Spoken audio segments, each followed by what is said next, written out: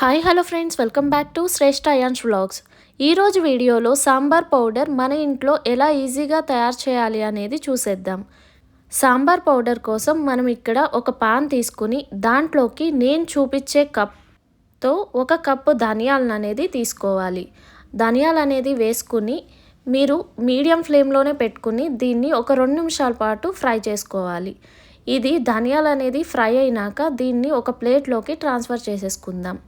ఇప్పుడు దీంట్లోకి ఏదైతే కప్ చూపించానో దాంట్లో 3/4 పచ్చెనపప్పుని కూడా వేసుకుని దీన్ని కూడా మీడియం ఫ్లేమ్లోనే పెట్టుకొని కొంచెం కలర్ చేంజ్ అయ్యేంత వరకు ఫ్రై చేసుకోవాలి. ఈ విధంగా పచ్చెనపప్పు అనేది కొంచెం ఫ్రై అయినాక ఇప్పుడు దీంట్లోకి నేను చూపించే స్పూన్తో 1 టేబుల్ స్పూన్ మెంతులు, మరొక టేబుల్ స్పూన్ మరొక 2 స్పూన్ల రైస్ని వేసుకోవాలి. వేసుకున్నాక ఇదంతా కలుపుకుంటూ మరో 2 నిమిషాల పాటు ఫ్రై చేసుకోవాలి.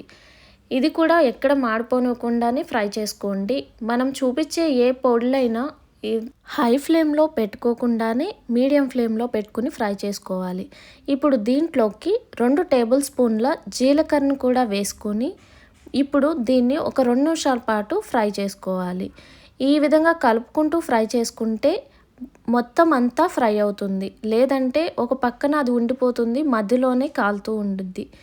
అందుకని ఈ విధంగా ఫ్రై చేసుకుని ఇప్పుడు దీంట్లోకి ఒక గుప్పెడు కరివేపాకును కూడా వేసుకోవాలి.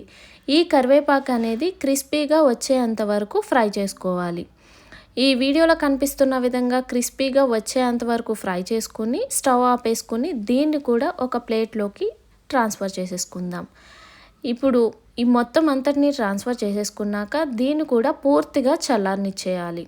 మనం ఫ్రై చేసి పక్కన పెట్టుకున్నవి చల్లారేలోపు ఇప్పుడు దీంట్లోకి కావాల్సింది మరలా ఒక పాన్ తీసుకుని దాంట్లోకి 2 టేబుల్ స్పూన్ల ఆయిల్ని వేసుకోవాలి.